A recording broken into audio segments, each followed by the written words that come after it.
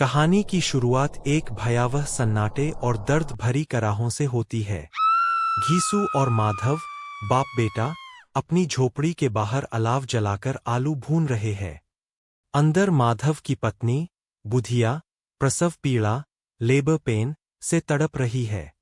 उसकी चीखें हवा में गूंज रही है, लेकिन बाहर बैठे इन दोनों मर्दों के दिल में संवेदना का एक कतरा भी नहीं है। वे अंदर जाकर उसे देखने की हिम्मत इसलिए नहीं करते क्योंकि उन्हें डर है कि अगर एक अंदर गया तो दूसरा बाहर रखे भुने हुए आलू ज्यादा खा जाएगा। यहाँ प्रेमचंद दिखाते हैं कि पेट की आग ममता और रिश्तों की गर्माहट को राख कर देती है। घीसू और माधव को अक्सर लोग काहिल या कामचोर कहते हैं, लेकिन उनका यह आलस्य समाज के प्रति एक मूक विद्रोह भी है।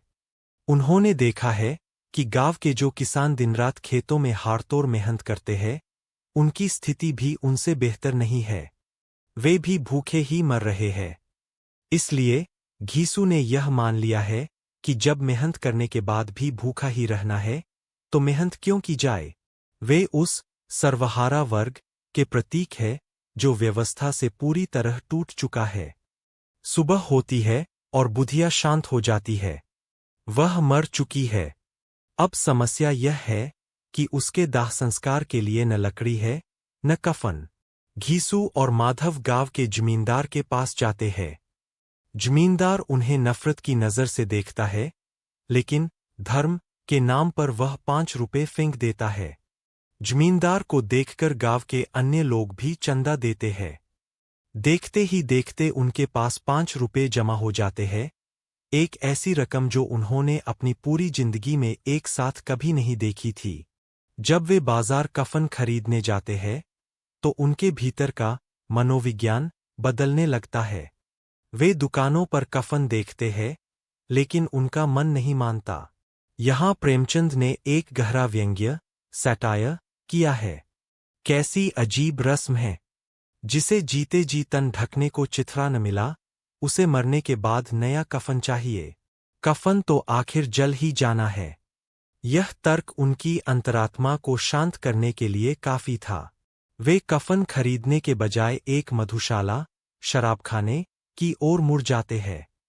शराबखाने में जाकर वे उन पैसों से शराब, तली हुई मछलियां और ढेर सारी पूड़ियां मंगवाते हैं।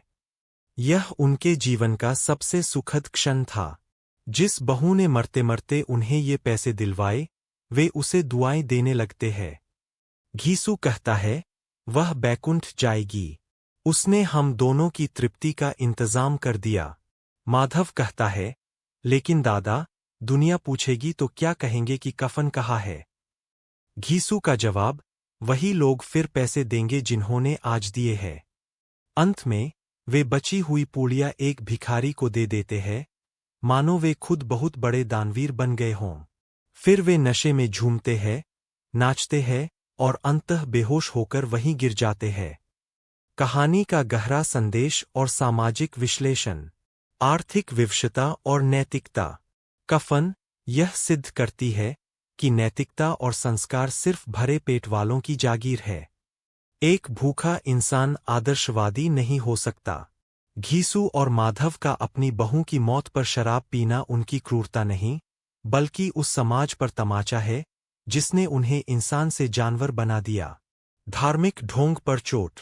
प्रेमचंद ने उस सामाजिक व्यवस्था पर चोट की है जो जीते जी गरीब को रोटी नहीं देती, लेकिन उसकी लाश को सफेद कफन में लपेटना अपना धर्म समझती है। यह कफन मरे हुए के सम्मान के लिए नहीं, बल्कि जीवित समाज के दिखावे के लिए होता है। निष्कर्ष। कफन कहानी समाप्त होने के बाद पाठक के मन में घीसू और माधव के प्रति नफरत से ज्यादा उस समाज के प्रति गुस्सा पैदा करती है जो गरीबी को इस स्तर तक पहुंचा देता है। यह प्रेमचंद की सबसे परिपक्व रचना है, जो आज भी उतनी ही प्रासंगिक है।